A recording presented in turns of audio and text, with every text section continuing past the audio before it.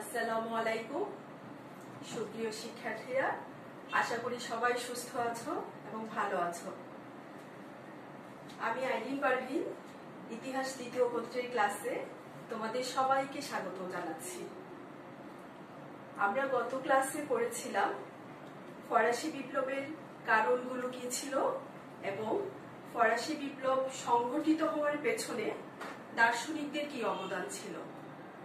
তাহলে চলো আজ আমরা জেনে নেই ফরাসি বিপ্লবের ঘটনা প্রবাহগুলো কি ছিল এবং ফরাসি বিপ্লবের ফলাফল এবং এর প্রতিক্রিয়া কি ছিল।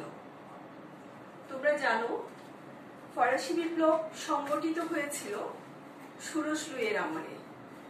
ষোড়শ লুই 1774 সালে যখন সিংহাসনে বসেন তখন আসলে ফ্রান্সে বিপ্লবের পরিবেশটা তৈরি হয়ে গিয়েছিল। ফলে ষোড়শ লুইয়ের মতো অযোগ্য শাসকের পক্ষে পরিস্থিতি সামাল দেওয়া সম্ভব হয়নি। ষোড়শ লুই যখন ক্ষমতায় বসে তখন আর্থিক সংকট চরম অবস্থায় ছিল। ষোড়শ লুই এই অবস্থা কাটিয়ে ওঠার জন্য সমাজের যে অভিজাত এবং যাজক শ্রেণী ছিল তাদের উপর করের বোঝা চাপিয়ে দেয়। ফলে অভিজাত শ্রেণী এর বিরোধিতা করে এবং প্রকাশ্যে রাজার সমালোচনা শুরু করে। অভিজাতদের দাবি ছিল যে ষোড়শ লুইয়ের কারণেই এই অবস্থার সৃষ্টি হয়েছে। এরকম একটা সংকটময় মুহূর্তে ষোড়শ লুই 200 বছর পর স্টেটস জেনারেল আহ্বান করতে বাধ্য হন। ফলে বুরবু সরকারের যে দুর্বলতা সেটা জনসমক্ষে প্রকাশিত হয়ে যায়। অভিজাত এবং যাজকরা একসাথে রাজার বিরোধিতা প্রকাশ্যে করতে শুরু করে। আর বুর্জোয়া শ্রেণী সুযোগের অপেক্ষায় ছিল। তারা এই সুযোগটা কাজে লাগিয়ে ফরাসি বিপ্লবকে এগিয়ে নিয়ে যায়। ষোড়শ লুই যখন জাতীয় সভা আহ্বান করলো, সেখানে জাতীয় সভার মোট সদস্য সংখ্যা ছিল 1214টি। এর মধ্যে যাজকদের সংখ্যা ছিল 308 আর অভিজাতদের ছিল 285। বাকি 621টি পদ ছিল তৃতীয় শ্রেণীর। সভার শুরুতেই তৃতীয় শ্রেণী প্রত্যেকের জন্য ভোটাধিকার দাবি করল, কিন্তু অভিজাত এবং যাজকরা একসাথে একে বাধা প্রদান করল। ফলে রাজা ষোড়শ লুই দেখলেন যে যদি প্রত্যেকের ভোটাধিকার দেওয়া হয় তাহলে তৃতীয় শ্রেণী তারা সংখ্যাগরিষ্ঠ। এই অবস্থায় তৃতীয় শ্রেণীর যুক্তি ছিল যেহেতু ফ্রান্সের জনগণের 96% প্রতিনিধিত্ব করে তৃতীয় শ্রেণী, সেহেতু তারাই মোট জনসংখ্যার অর্থাৎ ফ্রান্সের জনগণের মুখপাত্র। ফলে তারা তাদের দাবিতে অনড় থাকে। রাজা ষোড়শ লুই উপায়ন্ত না দেখে অভিজাত এবং যাজকদের চাপে জাতীয় সভার স্থগিত করে দেন। এই অবস্থায় 16 জুন তৃতীয় শ্রেণীরা নিজেদেরকে ন্যাশনাল অ্যাসেম্বলি বলে ঘোষণা দেয়। এই অবস্থায় ফ্রান্সে তখন একদিকে খাদ্য সংকট চলছিল, আরেকদিকে বিপ্লবের ক্ষেত্র প্রস্তুত হচ্ছিল।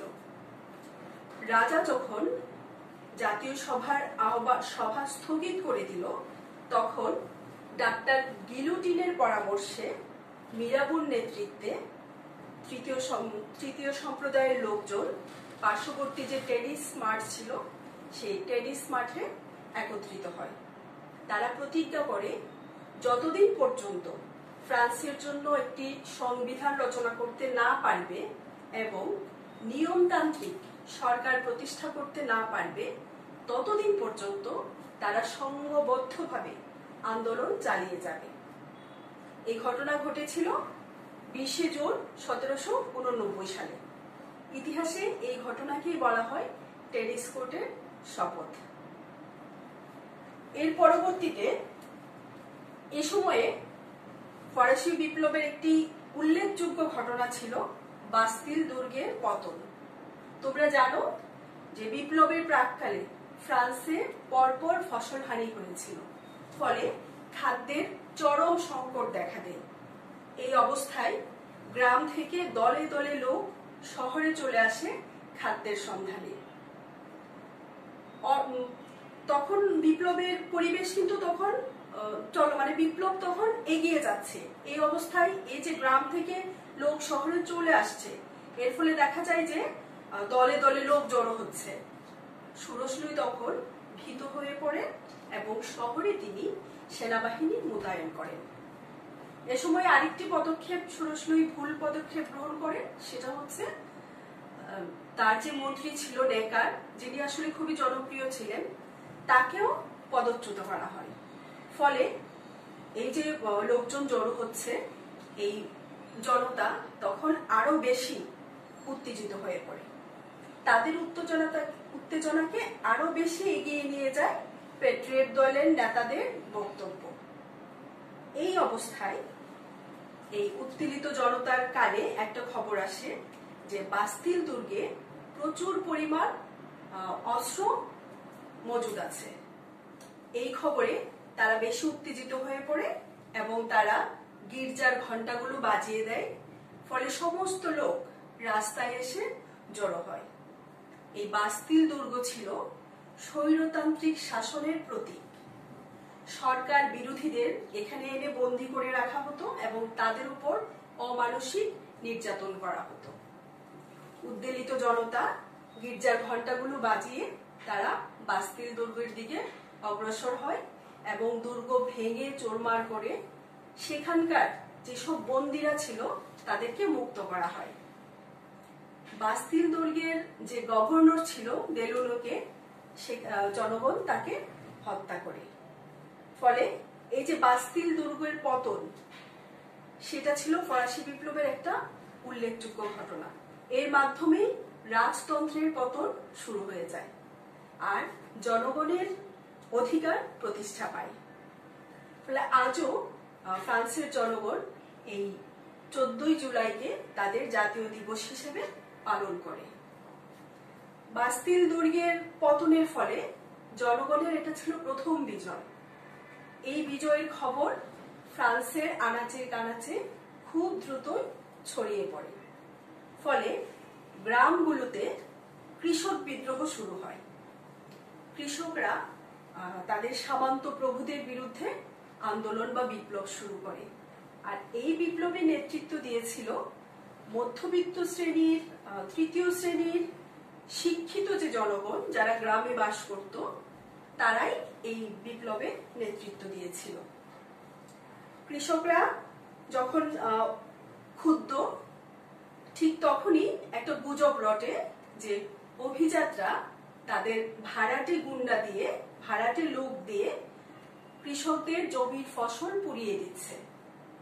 এই খবরে উত্তেজিত জনতা আরো উত্তেজিত হয়ে পড়ে, কৃষক বিপ্লব আরো বেগবান হয় এবং তারা গ্রাম অঞ্চলে জমিদারদের যে ভবনগুলো ছিল সেগুলোকে অগ্নিসংযোগ করে, ভাঙচুর করে। অভিজাত এবং যাজকদের যে সম্পদ ছিল, ঘর বাড়ি ছিল, সেখানে লুটতরাজ শুরু হয় এবং সামন্ত প্রভুদের যে জমিগুলো ছিল সেগুলো কৃষকরা নিজেদের মধ্যে ভাগ বাটোয়ারা করে নিয়ে যায়। এই অবস্থায় জ্যাকোবিন দলের যে নেতা ছিল রোবস্পিয়ার ঘোষণা দেন, বক্তব্য দেন যে অভিজাতদের উচিত স্বেচ্ছায় নিজেদের সত্ত্ব ত্যাগ করা। লুটপাট এবং ভাঙচুরের ঘটনায় ভীত হয়ে অভিজাত এবং যাজকরা নাটকীয়ভাবে তাদের রাষ্ট্রীয় সুযোগ সুবিধাগুলো ছেড়ে দিতে থাকে। এই অবস্থায় জানা যায় যে 4 আগস্ট 1789 সালের 4 আগস্ট নাটকীয়ভাবে এক রাতে প্রায় 30টি আইন প্রণয়নের মাধ্যমে অভিজাতরা তাদের ক্ষমতা, তাদের সুবিধাগুলো সমর্পণ করে দেয় এবং বঞ্চিতদের, যারা বঞ্চিত ছিল, তাদেরকে সেই সুযোগ সুবিধাগুলো ফিরিয়ে দেওয়া হয়। ইতিহাসে এটাই ছিল ফরাসি বিপ্লবের কৃষক বিদ্রোহ, এবং সেই রাতটাকে, যে রাতে 30টি আইন করে বঞ্চিতদেরকে সুযোগ সুবিধা ফিরিয়ে দেওয়া হয়েছিল, সেই রাতটাকে বলা হচ্ছে বঞ্চিতদের রাত। এরপরে আমরা দেখব যে এই সময়ে অগাস্টের 5ই অগাস্ট প্রায় কয়েক হাজার মহিলা রুটির দাবিতে বুখা মিছিল নিয়ে তারা ভার্সাইয়ের দিকে অগ্রসর হয়। এরই মধ্যে বিপ্লব বেগবান হয় এবং বিপ্লবকে এগিয়ে নেওয়ার জন্য ফ্রান্সে তখন অনেক সংগঠন এবং বিপ্লবী কমিউনগুলো গড়ে ওঠে। এই অবস্থায় রাজা তার যে মন্ত্রী ছিল নেগার, তাকে পুনরায় শপথে ফিরিয়ে নিয়ে আসেন। তারপরেও বিপ্লব এগিয়ে যেতে থাকে। এই অবস্থায় যখন ওই ভুখা মিছিল আসে, তখন রাজা অনেকটা বাধ্য হয়ে তার রানী সহ বন্দি অবস্থায়, বলা যায় যে প্রায় বন্দি অবস্থায়, ফ্রান্স ভার্সাই ছেড়ে প্যারিসের দিকে অগ্রসর হয়। ঐতিহাসিকেরা এই ঘটনাটাকে বলেছেন যে রাজতন্ত্রের শবযাত্রা, অর্থাৎ রাজতন্ত্র তখন মৃতপ্রায় প্রায়। রাজা ভার্সাই প্রাসাদ ছেড়ে তার রানী সহ প্যারিসের দিকে অগ্রসর হয়। রাজা যখন প্যারিসে চলে যায়, সেখানে রাজা রানী অবস্থান করে এবং জাতীয় সভাও প্যারিসে আহ্বান করা হয়। এই জাতীয় সভার তখন মূল কাজ ছিল ফ্রান্সের জন্য একটি নতুন সংবিধান রচনা করা। এই জাতীয় সভার কার্যক্রম শেষ হয় 3রা সেপ্টেম্বর। জাতীয় সভার কার্যকাল শেষ হয়। এরপরে শুরু হয় বিধানসভার কার্যক্রম। 745 জন সদস্য নিয়ে বিধানসভা তার কাজ শুরু করে। বিধানসভার কার্যকাল ছিল 1 অক্টোবর 1791 থেকে 20 সেপ্টেম্বর 1792। এই বিধানসভার শাসনকালীন সময়ে পুরা ফ্রান্স জুড়ে একটা বিশৃঙ্খলা, অরাজক অবস্থার সৃষ্টি হয়। বিপ্লবের বিরোধীরা তখন মাথা চড়া দিয়ে ওঠে। সর্বত্র কালোবাজারি, হানাহানি, লুণ্ঠন, দুর্নীতি পুরা ফ্রান্স ছেয়ে যায়। এই অবস্থায় শাসনের ফ্রান্সের যে শাসন ব্যবস্থা, তার চরম অবনতি ঘটে। এই সময় বিপ্লবী কমিউনগুলো 10ই অগাস্ট রাজাকে বন্দী করে এবং বিধানসভার উপর ক্রমাগত চাপ প্রয়োগ করতে থাকে। ফলে 20 সেপ্টেম্বর 1792 সালে বিধানসভা বাধ্য হয় রাজতন্ত্রের উচ্ছেদের ঘোষণা দিতে। ফলে ফ্রান্সে রাজতন্ত্রের উচ্ছেদের ঘোষণা হয় এবং এই ঘোষণার সাথে সাথে বিধানসভার যে কার্যক্রম, যে কার্যকারিতা, এটারও শেষ হয়ে যায়। ফলে ফ্রান্স তখন একটি নতুন জাতীয় সভার অপেক্ষা করতে থাকে। এই অবস্থায় ফ্রান্সের জন্য একটি নতুন জাতীয় সভা গঠিত হয়। এর নাম দেওয়া হয় জাতীয় কনভেনশন। এই জাতীয় কনভেনশন 1792 থেকে 1795 খ্রিস্টাব্দ পর্যন্ত কার্যকর ছিল। এই জাতীয় কনভেনশনের সময়কালে পুরো ফ্রান্সে পরপর 3টি পরস্পর বিরোধী রাজনৈতিক দল ফ্রান্সের শাসন ক্ষমতা অধিকার করে। এগুলো ছিল নরমপন্থী জিরোন্ডিস্ট। এই জিরোন্ডিস্ট নামের পেছনে কারণ ছিল যে এই দলের অনেক সদস্য জিরন্ড নামক প্রদেশ থেকে এসেছিল। আরেকটা ছিল উগ্রপন্থী জ্যাকোবিন। জিরোন্ডিস্ট দলের নেতৃত্ব ছিলেন লাফায়েত, আর জ্যাকোবিন দলের নেতৃত্ব ছিল রোবসপিয়ার। আরেকটা ছিল মডারেটর বা মধ্যপন্থী। এই 3টি রাজনৈতিক দলের শাসন আমরা দেখব জাতীয় কনভেনশনের সময় হয়েছিল। জাতীয় কনভেনশন এই সময়ে পুরো ফ্রান্সে সন্ত্রাসের রাজত্ব সৃষ্টি হয়েছিল। তার আগে জাতীয় কনভেনশন রাজা ষোড়শ লুইকে রাষ্ট্রদ্রোহিতার অভিযোগ এনে তার বিচারের দাবি করে।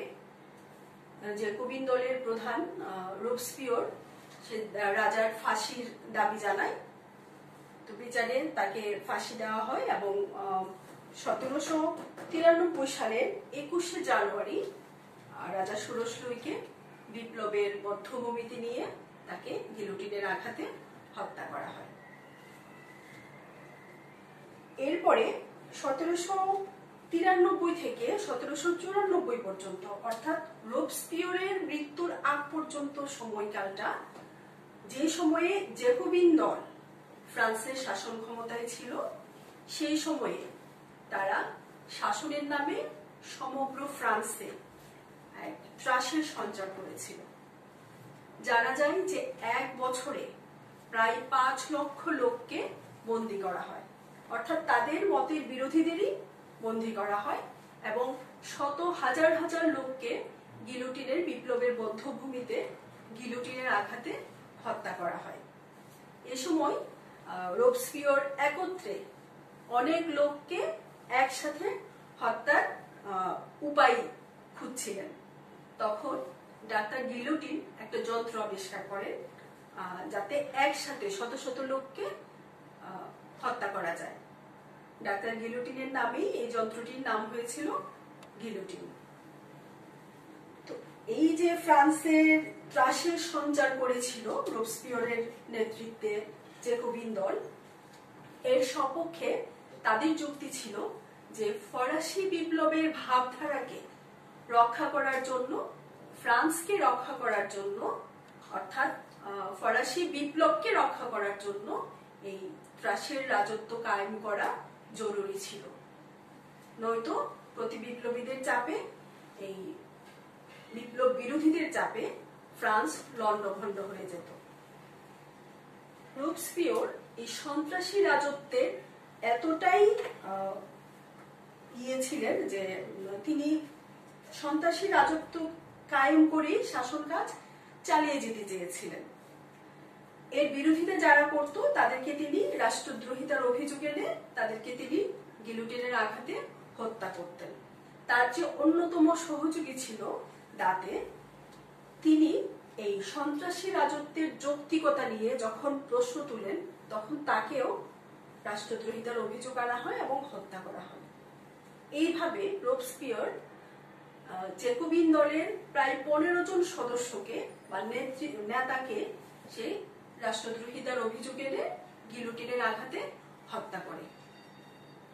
এই অবস্থা যখন চলতে থাকে তখন জ্যাকোবিন দলের ভেতরেই সংখ্যা, মানে তাদের যে জ্যাকোবিন দলের যে সদস্যরা, তারা আস্তে আস্তে এই সন্ত্রাসবাদের বিরোধী হয়ে পড়ে এবং তারা একটা বড় অংশ এই সন্ত্রাসবাদের বিপক্ষে যায়। এই অবস্থায় জাতীয় কনভেনশন তাদের মাধ্যমে রোবস্পিয়রের বিরুদ্ধেই রাষ্ট্রদ্রোহিতার অভিযোগ আনে এবং তাকে রাষ্ট্রদ্রোহিতার অভিযোগ এনে তাকেও হত্যা করা হয়। এইভাবে সন্ত্রাসের রাজত্বের অবসান হয়। সন্ত্রাসের রাজত্বের অবসানের পরে জাতীয় কনভেনশন তখন প্রায় শেষের দিকে, তখন জাতীয় কনভেনশনের মূল কাজ ছিল যে একটা সংবিধান রচনা করা। তারা সেই সংবিধান রচনা করে। এই নতুন সংবিধান অনুযায়ী ফ্রান্সের শাসন ক্ষমতাকে 5 জন ডাইরেক্টর বা পরিচালকের হাতে ন্যস্ত করা হয়। এই ব্যবস্থাটাকে বলা হচ্ছে ডাইরেক্টরি শাসন। ডাইরেক্টরি শাসন আমলে ডাইরেক্টরি শাসন 1795 থেকে 1799 খ্রিস্টাব্দ পর্যন্ত কার্যকর ছিল। কিন্তু ডাইরেক্টরি শাসনের মূল সমস্যা ছিল আর্থিক সংকট, মুদ্রাস্ফীতি এবং চরম আর্থিক দুরবস্থার কারণে জনগণ শাসকদের উপরে আস্থা হারিয়ে ফেলে। এই অবস্থায় তারা ডাইরেক্টররা তাদের যে পরিকল্পনাগুলো ছিল অর্থের অভাবে সেই পরিকল্পনাগুলো তারা বাস্তবায়ন করতে ব্যর্থ হয়, ফলে তারা আস্তে আস্তে জনবিচ্ছিন্ন হয়ে যায়। আরেকটা কারণ ছিল যে ডাইরেক্টরদের প্রত্যেকেই ছিল বুর্জুয়া শ্রেণীর, মানে দরিদ্র যে শ্রেণী ছিল, কৃষক এবং শ্রমজীবী শ্রেণী, তাদের সাথে ডাইরেক্টরদের সুসম্পর্ক গড়ে ওঠেনি। অর্থাৎ কৃষক এবং দরিদ্র শ্রেণীরা এই ডাইরেক্টরি শাসনটাকে নিজেদের করে নিতে পারেনি। ডাইরেক্টরি শাসনের আরেকটা বড় ছিল যে সেখানে গণতন্ত্র উপেক্ষিত ছিল, কারণ ভোটাধিকার তারা দিয়েছিল শুধুমাত্র ভূসম্পত্তি যাদের আছে অর্থাৎ সম্পত্তির ভিত্তিতে, ফলে সকলের জন্য ভোটাধিকার ছিল না। ডাইরেক্টররা নিজেরাও বিভিন্ন দুর্নীতিতে অনিয়মে জড়িয়ে পড়েছিল। আরেকটা হচ্ছে যে রাষ্ট্রে তখন যে বিদ্রোহগুলো দেখা দিয়েছিল, সেই বিদ্রোহগুলোকে দমানোর জন্য তারা সামরিক বাহিনীর উপর নির্ভরশীল ছিল, ফলে উচ্চপদস্থ যে সামরিক কর্মকর্তারা ছিল তারা নিজেদের স্বার্থে তারা রাষ্ট্রীয় ক্ষমতা দখলের স্বপ্ন দেখতে থাকে। এই অবস্থায় ডাইরেক্টরি শাসনের পতন ঘটায় নেপোলিয়ন বোনাপার্ট। এরপর ইতিহাসের চাকা অন্যদিকে ঘুরে যায়, আমরা সেটা জানবো। তার আগে আমরা জেনে নিব ফরাসি বিপ্লবের ফলাফলগুলো কি ছিল এবং এর প্রতিক্রিয়াগুলো কি ছিল।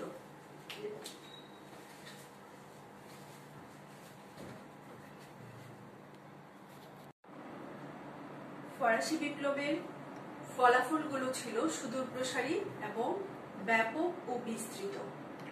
ফরাসি বিপ্লবের পরে ফলে যুগের পরিবর্তন হয়। ফ্রান্স মধ্যযুগ থেকে আধুনিক যুগে প্রবেশ করে। ফ্রান্সের যে সমাজ ব্যবস্থা ছিল সেটা ছিল সামন্ততন্ত্র, মানে সামন্ত যুগ। ফরাসি বিপ্লবের ফলে এই সামন্তবাদের জায়গায় ফ্রান্স গণতন্ত্রের দিকে অগ্রসর হয়। দেখা যায় যে ফরাসি বিপ্লবকে বলা যায় যে বুর্জুয়াদের বিপ্লব, কারণ এই বিপ্লবে নেতৃত্ব দিয়েছিল বুর্জুয়া শ্রেণী। ফলে এই বিপ্লব প্রসূত যে সুযোগ সুবিধাগুলো সেগুলো বুর্জুয়া শ্রেণী ভোগ করে। তারা বিভিন্ন সরকারি চাকরি, রাষ্ট্রীয় সুযোগ সুবিধাগুলো বুর্জুয়া শ্রেণীরা ভোগ করতে থাকে। ফলে শ্রমজীবী এবং কৃষিজীবী যে শ্রেণী অর্থাৎ দরিদ্র যে শ্রেণী, তাদের দিনের কোনো পরিবর্তন হয় না, মানে তাদের ভাগ্যের কোনো পরিবর্তন হয় না। তাই ফরাসি বিপ্লবকে বলা যায় যে বুর্জুয়া বিপ্লব। এই বিপ্লবের ফলে ফ্রান্সের জনগণের মনে যে জাতীয়তাবাদী চেতনার উদ্ভব হয়েছিল বা জাগ্রত হয়েছিল তা আজও চলমান। 14ই জুলাইকে ফ্রান্সবাসীরা বা ফরাসিরা তাদের প্রধান জাতীয় দিবস হিসেবে পালন করে, যা ছিল বাস্তিল দুর্গ পতনের দিন। ফরাসি বিপ্লব ফ্রান্সে একটি নতুন সমাজ ব্যবস্থা তৈরি করে। মধ্যযুগের যে সামন্ততান্ত্রিক সমাজ ব্যবস্থা ছিল, খুনে ধরা জরাজীর্ণ সমাজ ব্যবস্থা, তার পরিবর্তে এই সামন্তবাদ রহিত হয়, ম্যানর ব্যবস্থা ভেঙে পড়ে, তাদের যে কর ব্যবস্থা সেগুলোর পরিবর্তন হয়। ফলে মানুষ আধুনিক যুগে প্রবেশ করেছিল, একটা নতুন সমাজ তৈরি করেছিল। সামন্ত প্রভুদের যে ভূমিগুলো সেগুলো বাজেয়াপ্ত করা হয় এবং এগুলো এই কৃষকদের মধ্যে বন্টন করে দেওয়া হয়। এভাবে দেখা যায় যে ফ্রান্সে একটা নতুন সমাজ ব্যবস্থার তৈরি হয়। ফরাসি বিপ্লবের ফলে স্বৈরাচারী রাজতন্ত্রের পতন ঘটেছিল। রাজতন্ত্রের পতন ঘটিয়ে নিয়মতান্ত্রিক রাজতন্ত্র চালু হয়। পরবর্তীতে অতি বিপ্লবীদের চাপে এই নিয়মতান্ত্রিক রাজতন্ত্রেরও পতন ঘটে এবং ফ্রান্স গণতন্ত্রের পথে অগ্রসর হয়। ফরাসি বিপ্লবের ফলে নাগরিকদের অধিকার প্রতিষ্ঠা পায়। ব্যক্তি স্বাধীনতা, তারপর নাগরিকদের মৌলিক অধিকার, এরপর হচ্ছে বাক স্বাধীনতা, সংবাদপত্রের স্বাধীনতা, মানুষের যে মৌলিক যে অধিকারগুলো সেগুলো স্বীকৃতি লাভ করে। মানুষের ভোটদানের ক্ষমতা তৈরি হয়, সমাজে সবার অংশগ্রহণ নিশ্চিত করা হয়, অর্থাৎ সব মানুষ, সর্বস্তরের মানুষ নিজেদের অধিকারগুলো ফিরে পেয়েছিল। ফরাসি বিপ্লবের আরেকটা ফলাফল হচ্ছে ধর্মীয় প্রভাব খর্ব হয়, অর্থাৎ যুগ যুগ ধরে গির্জার প্রতি, যাজকদের প্রতি মানুষের যে অন্ধবিশ্বাস ছিল সেই বিশ্বাসটা ভেঙে পড়ে। গির্জার যে সম্পত্তি ছিল সেটাকে বাজেয়াপ্ত করা হয়, তারপর যে অভিজাতদের যে যাজকদের যে সংখ্যা ছিল সেটাকেও হ্রাস করা হয় এবং ধর্মকর এগুলো বাতিল করা হয়। এভাবে যে মানুষের সমাজে যে মানুষের উপর যে ধর্মীয় প্রভাবটা, সেই প্রভাবটা অনেকাংশেই খর্ব হয়। ফরাসি বিপ্লবের একটা প্রধান ফলাফল ছিল যে জনগণের হাতে ক্ষমতা অর্পণ করা, অর্থাৎ স্থানীয় যে প্রশাসন, স্থানীয় যে শাসন ব্যবস্থা, এই স্থানীয় শাসন ব্যবস্থাটাকে বিকেন্দ্রীকরণ করা হয়। বিপ্লবের পরবর্তী পর্যায়ে সমগ্র ফ্রান্সকে ৮৩টি ডিপার্টমেন্টে ভাগ করা হয়। এই ডিপার্টমেন্টগুলোকে আবার ৩৭৪টি ক্যান্টনে বিভক্ত করা হয়। ক্যান্টনগুলোকে আবার ৪৪,০০০ কমিউনে ভাগ করা হয়। মূলত যে স্থানীয় যে শাসন ব্যবস্থা সেটা থাকে কমিউনগুলোর হাতে এবং জনগণের নির্বাচিত প্রতিনিধিদের হাতে সেই ক্ষমতাটা ন্যস্ত করা হয়।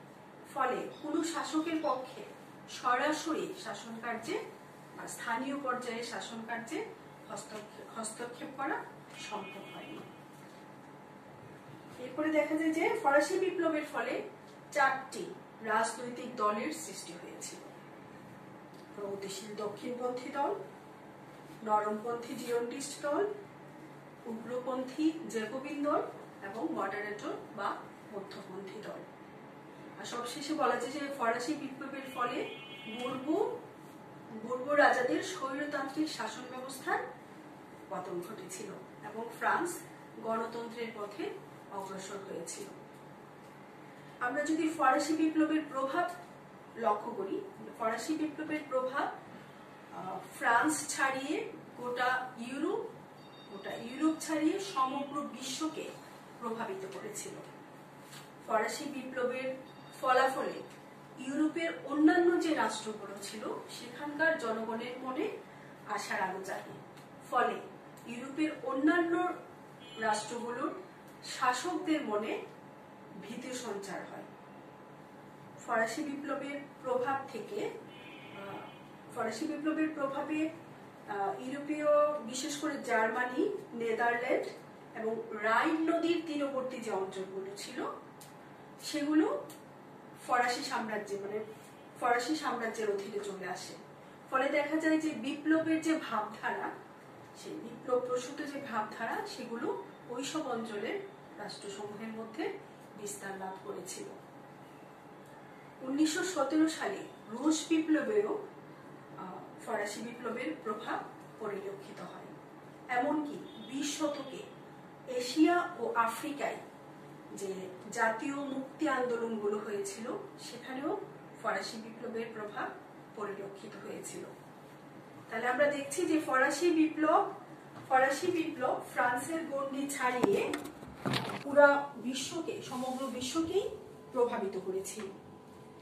ফ্রান্সের যে চিরশত্রু ছিল ইংল্যান্ড, সে ইংল্যান্ড বুর্বো সরকারের পতনে খুশি হলেও বিপ্লবের ভাবধারায় ইংল্যান্ডও প্রভাবিত হয়েছিল।